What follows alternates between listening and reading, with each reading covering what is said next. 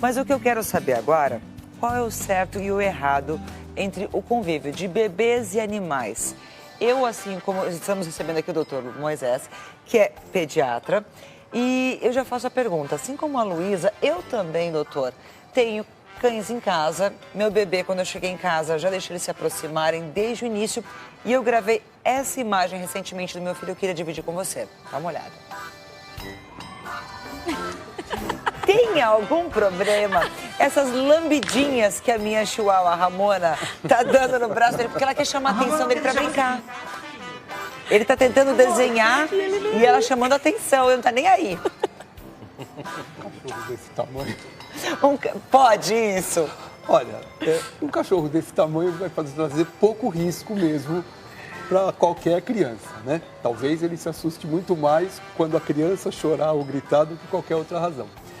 A gente tem algumas questões que são bastante interessantes no convívio de animais e bebês. Primeira coisa, eles têm algumas coisas em comum. Por exemplo? São mamíferos todos. Então, o ser humano, para você ter uma ideia, é o único animal que separa a sua cria da mãe quando ele nasce. Quando ele nasce, o bebê, o cachorrinho, o gatinho, direto vão mamar na mãe. O ser humano tem essa capacidade de afastar. Tanto que uma das coisas que estão se tentando refazer, remodelar, é que já na sala de parto, logo no parto, o bebê possa ter o contato pele a pele com a sua mãe, depois de ter o cordão cortado mais tardiamente, o contato pele a pele e que o bebê mame já na sala de parto. Isso aconteceu comigo. Bárbaro. Agora, doutor, eu tenho uma outra imagem, que aí essa da Ana é muito fofa, muito bonitinha. Essa foi feita há 10 dias. Mas eu separei uma outra imagem aqui, eu quero saber a sua opinião. Por favor, dê uma olhada. Oh, que isso? Não! Mentira! Mentira! Ele pôs a boca! Mentira! Cala, olha lá. Não. Pode, criança pode. Criança pode, olha lá, ó. Olha lá, ó. Tá gostoso? Tá gostoso. Eu quero saber qual é a sua opinião a respeito de uma imagem como essa. Se pode, a criança pode pegar o rabinho do gato, brincar. Ele vai pegar de novo, olha lá. Ele não largou, entendeu? E daqui a pouco ele vai pegar e vai falar pro gato assim, ó, toma, tá gostoso, experimenta aí você também, quer ver, ó? Ele vai falar, toma, pra você, olha lá, um pouquinho pra você. Eu quero saber a sua opinião daqui a pouquinho. Não responde agora não, doutor Moisés, por favor. Você vai conhecer a história de uma baiana retada. Que um amor incondicional que uma mulher simples tem pelos animais. Ela convive, gente, com centenas de cães e gatos dentro de casa e não mede esforços para criar e proteger cada um deles. Dá só uma olhada nessa reportagem. Uma mulher sofrida que sempre amou os animais. Mas a dedicação aos bichos custou caro. O meu pai não. Ela não tem mais tempo para viver. E não vê os pais há 10 anos. Abrir mão dos bichinhos para deixar em qualquer lugar, mãe, para ver você, é impossível. Eu não faço isso, você sabe. Estamos em Francisco Morato, um dos municípios da região metropolitana de São Paulo. É aqui, no alto de um morro, em meio a casinhas simples, que vive uma família muito especial. A família de Laudiana e os mais de 200 bichos dela.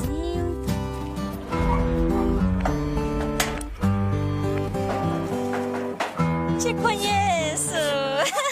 E aí, tudo bem? Vamos entrar. Seja bem-vindo, gente. E aí, será que vão fazer festa aí quando a gente entrar? Vai ter Não. muito barulho? Não, a gente educa um pouco, eles são educados. Sobe, faro, sobe. Esse é o faro? Esse é o faro. Isso aqui Nome sugestivo. esse aqui apelidei pelo nome do Rodrigo Faro. Laudiana cuida de mais de 60 cães e 150 gatos. Ela mora com o filho, Alan, de 11 anos, e com a irmã, Ana Paula, que tem problemas mentais. Laudiana veio da Bahia para São Paulo há quase 20 anos. Quando desceu do ônibus, na rodoviária, encontrou Nego. Não resistiu. Adotou o cãozinho. Quantos anos ele tem? Tem 19 anos. Pouco depois, ela foi morar num apartamento no centro de São Paulo. Casou-se e começou a adotar gatos e cachorros de rua. O casamento não deu certo e Laudiana mudou-se para esta casa. Ela acumulou tantos animais que precisava de mais espaço. Pense que aonde tem espaço tem cocô, tem xixi. Tá tudo descansando. Laudiana pegou o dinheiro emprestado com um agiota para construir este espaço para os gatos. Ao todo, gastou R$ 2.500 e ainda não terminou de pagar. Ele anda de um chumbinho. Aqui tem uma guila. Aqui, uma guila. Ali tem um neguinho. Eu tinha vontade de chamar todo por nome, mas aqui é muito para ser chamado, atendido pelo nome. Quantas vezes por dia você dá comida? Deixa eu pegar aqui. 2 baldes desse por dia. É aqui. Ela sabe a história de cada cachorro que tirou da rua. Muito fão. Ele só tava a pele e o osso. Eu trouxe ele no carrinho desse de feira aí, esse carrinho de feira que tá aí. Todos os cães entram na casa dela. Quando chove, ela coloca toda a turma pra dentro. Os animais estão por todos os lados, nos quartos e na cozinha.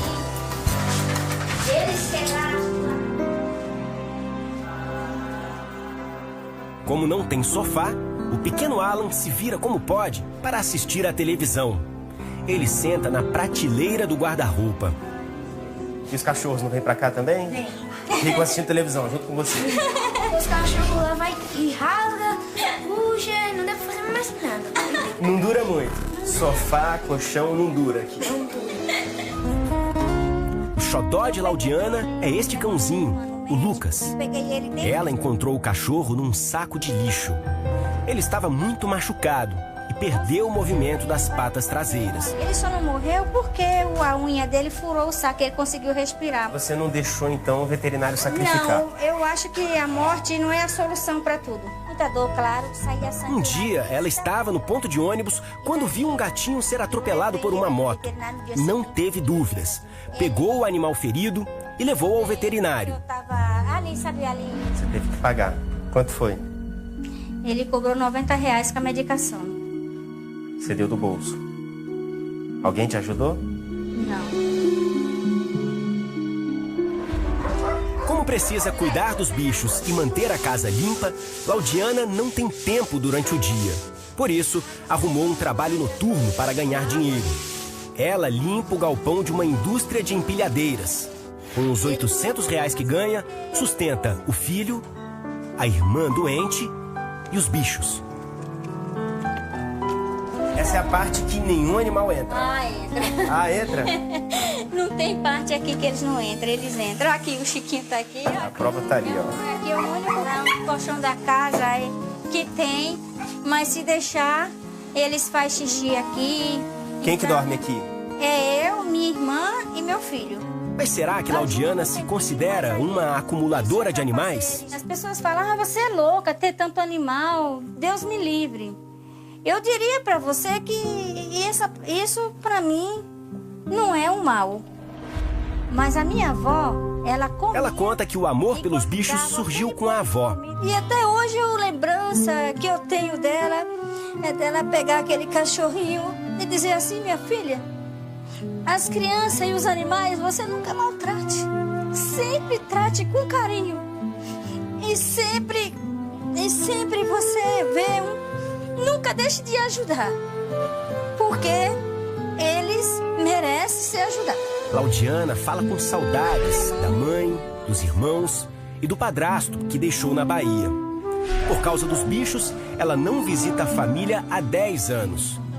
Laudiana conta que o padrasto, seu Antônio, sempre a tratou como filha, com muito carinho. Ele tem mais de 100 anos. O amor é muito grande que eu tenho por aquele velhinho. E assim, eu tenho medo que eu posso ir até primeiro que ele. Mas eu penso muito, porque a idade dele já não é uma idade normal. Decidimos ligar para a família de Laudiana na Bahia. Chama meu pai aí. Tudo bem com você, meu pai? Você sabe quem tá falando? Quem tá falando é Mariana, minha filha. Ô, meu pai, eu tô com muita saudade de você, meu velhinho. Também conversamos com a mãe de Laudiana. E ela perto de menina, de criança, que ela ama cachorro. Ela ama os cachorros. Ela ama.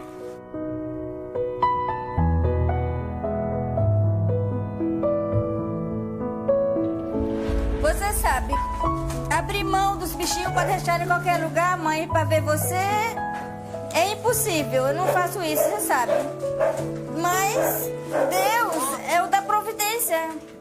Quem sabe se Deus não dá oportunidade de eu aí te ver. Te amo demais. Demais. Eu também, mãe, eu também. Um beijo, mãe. Tchau.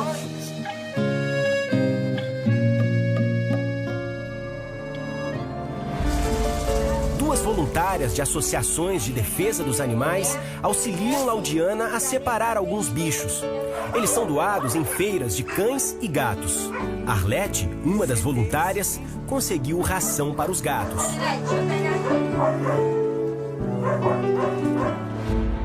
Mas nós também damos uma forcinha e chamamos um time pra lá de especial para ajudar Laudiana.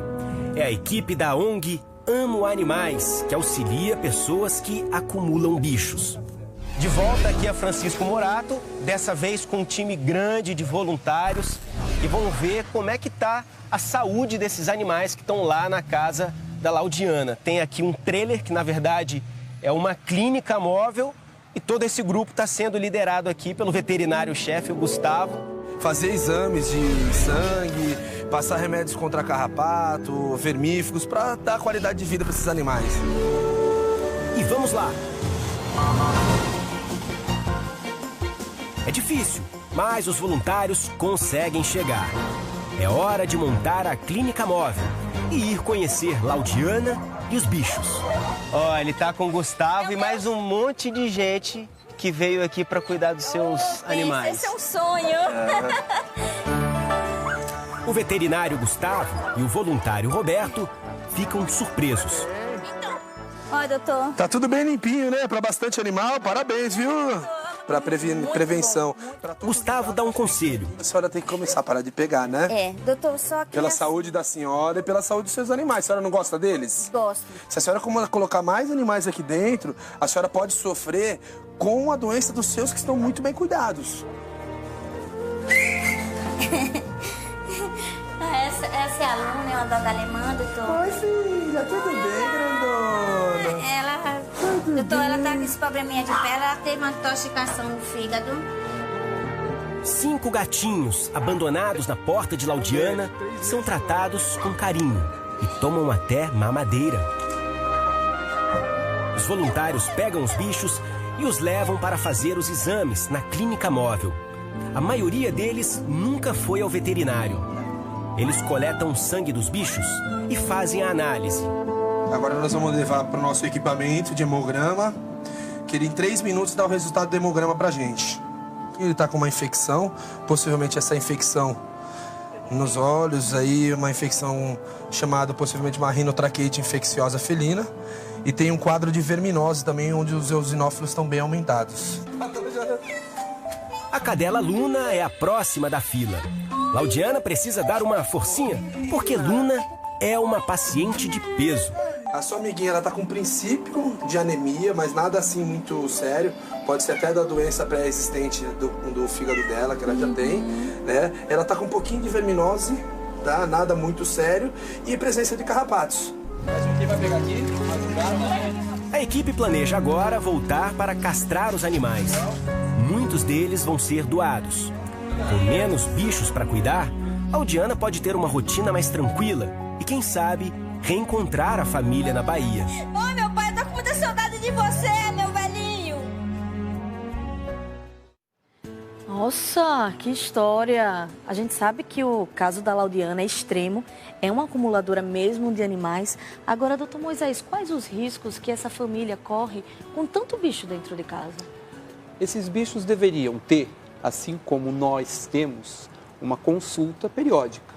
Você pega um bebê, esse bebê tem durante o seu primeiro ano de vida uma consulta mensal, tem que ter o estímulo, por exemplo, na criança, o aleitamento materno, que é o que vai prevenir tudo desse bebê, exclusivo até o 6º mês, estendido até 2 anos ou mais, não precisa de outro leite. Ela tem animais em casa que têm tipos de alimentação diferente, cuidados diferentes. Uma coisa foi muito bem colocada, foram alguns assuntos muito bem colocados pelo veterinário que veio fazer a entrevista. Primeiro, que apesar desse número, o local é limpo, os animais estão bem cuidados, mas apesar disso, provavelmente muitos deles tiveram a sua primeira consulta com um veterinário. Isso significa que eles estão potencialmente doentes.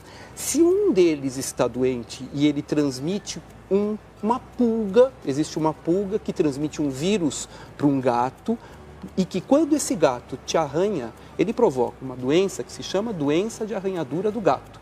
Se essa pulga vai para outro que está bem cuidado, mas não está avaliado e acompanhado, ela corre esse risco. Existem doenças, por exemplo, como toxoplasmose, que são transmitidas através das fezes. Pela colocação dela, deu para perceber numa hora na cama, os gatos urinam e fazem, os cachorros também, na casa toda. Então, fica muito complicado você ter um controle desse tipo de situação. E tinha bicho também até no fogão, em cima do micro-ondas. A comida no fogão, o bicho no fogão, micro-ondas. Ou seja, a gente... É nítido e óbvio o amor que ela tem pelos animais, o cuidado é interessante, provavelmente ela tem alguma noção inicial do que tem, mas foi o que o próprio veterinário colocou. Chega de acumular, não pegue outros, porque além de tudo isso, esses 5 bebês, ela colocou, foi colocado, são 5 gatos recém-chegados, estes precisavam, já desde o início, serem acompanhados para prevenir.